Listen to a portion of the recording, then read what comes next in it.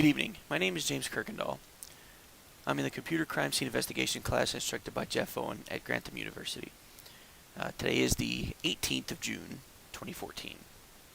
This evening I'll be discussing computer stalking and harassment.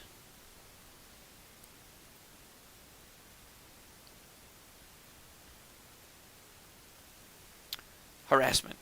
There are many types of harassment. Generally, harassment is defined as sustained and targeted attempt to intimidate or frighten the target or individual through intentional conduct. That means that it's not an accident. The perpetrator is actively, intentionally working to intimidate or scare or frighten someone else. Cyber harassment is basically the same thing, only it's using email, instant messaging, social media such as Facebook, Twitter, things like that to bully or harass through personal attacks. Not a broad topic or anything like that. It's directed to an individual. Cyber stalking. We all hear about stalking cases where movie stars or musicians or somebody famous is being stalked. You always hear stalked, being stalked. What does that really actually mean? Basically, stalking is just continual, repetitive actions towards an individual in a threatening manner. That's where the difference comes from. It's a threatening, malicious, intentional manner. Cyber stalking is pretty much the same, except, again, it's cyber type. It's over the internet. The act of threatening, harassing, or annoying someone through multiple email messages or instant messages or posts to the Facebook or Twitter, stuff like that, with the intention of placing that person in fear. Okay, so they're actually trying to make them afraid that some sort of illegal act or injury could be inflicted upon them or their household. Household could mean your house itself, your property, your car, your family, your friends, your dog, your cat, whatever the case may be. It's kind of a broad term, but the key here is that someone is trying to put them in fear that something bad is going to happen to them if they don't succumb to the stalker. There are many signs of cyber stalking. I only put a few here, but one thing we can look at is they can be standalone, they can be singular, or they can be a combination of many of them. Malice, okay, so there must be some kind of malicious intent there. Repetition, as I stated earlier, it's repetitive, it's continual, it's again and again and again. It's not just a one-time thing. Obsession. Obsession could be many different things, but usually we key in on the fact that one individual is obsessed with the other individual. The stalker is obsessed with the stalking victim. They believe that they should be together. If I can't have you, no one can. Things like that. Personally directed. Again, it's got to be specifically towards an individual. It can't be, you guys over there. It's you, individually. And of course, like I said, the threats. If you don't go out with me, if you're dating someone else, then I have to kill you because you only belong to me. Things like that. There could be many reasons why somebody is a cyber stalker.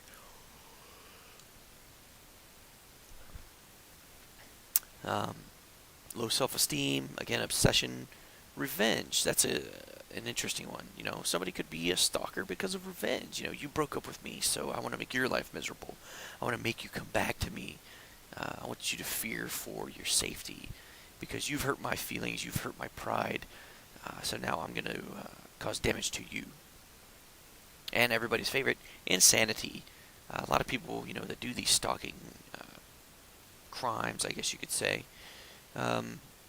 usually we read in the news that they're not all there. They're not quite, fully packaged, so to speak. But all in all, in the end, it doesn't really matter why someone conducts these stalking or harassing behaviors.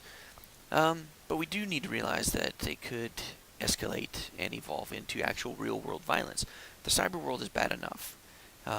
We continually hear cases of usually teens that have committed suicide or attempted suicide because of cyberbullying. It's not exactly the same as stalking, but it's close enough. It's harassment. It's hurtful, all these disparaging and hurtful, rude, crude, disparaging remarks that people leave on others' Facebooks and posts. It's really become quite a problem with today's technological advances.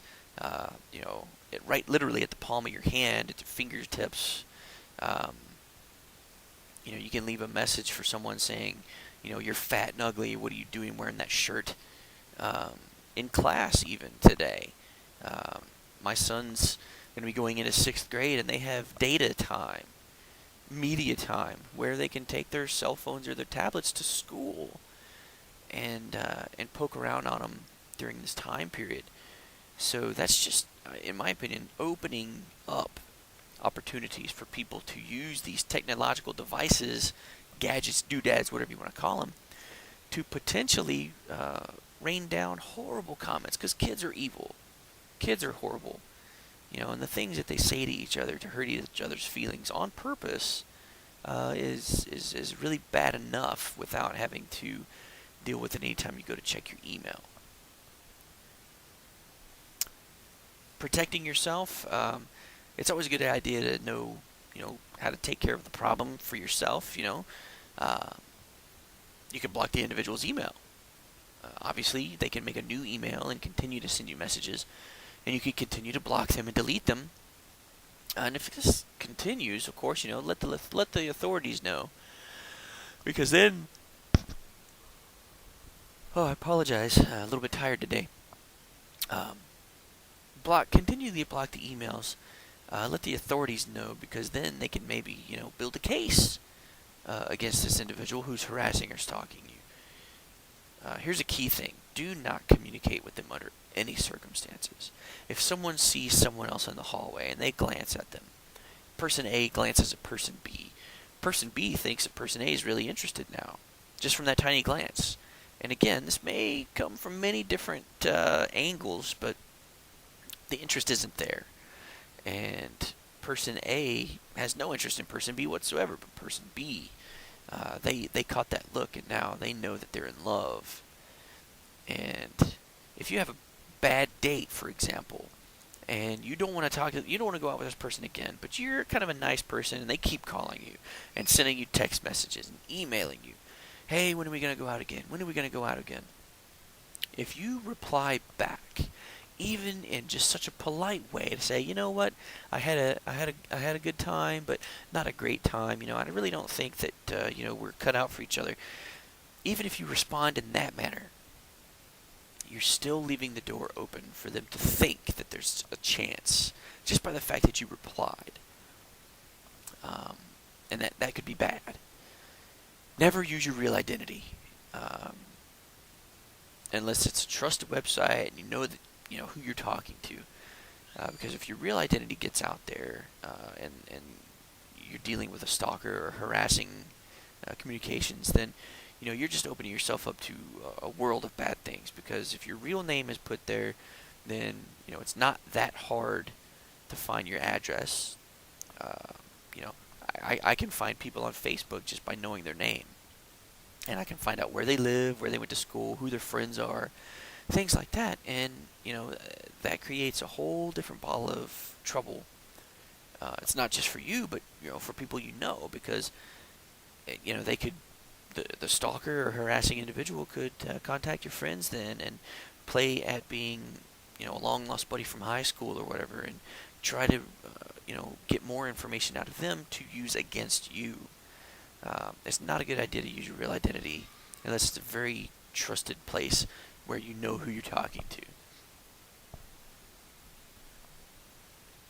So in conclusion, many signs of cyberstalking, harassment, bullying, it's important to know what they are. Because if you don't know what you're looking for, how do you know if you find it? If you feel that you are a victim of cyberstalking or harassment or bullying, let the authorities know right away. Don't try to just ignore it. Try that at first. And if that doesn't work, let the authorities know. They can build a case against individuals. They can help you put a stop to it. big piece of that is, like I said earlier in the presentation, is primarily because these cyber events could escalate and they could evolve into real-world situations where real violence could occur, and that's not good. We see it in the news all too often. You can protect yourself by eliminating contact, block emails and social media contact points. Yeah, it's something you have to worry about. They continue to make new emails or create new profiles on Facebook or Twitter. But just keep blocking them. Make sure that whoever you're worried about is blocked, and it'll make that much more difficult for them to harass you online. Be aware and stay vigilant. This is one of those things where you can take care of yourself a lot better than if you just stand by and try to let someone else take care of you. Some reference I used the textbook, which discussed cyber stalking and harassment. Oh, sorry about that. I pulled definitions for harassment, cyber harassment, and cyber stalking from uslegal.com, and that concludes my presentation. Thank you very much.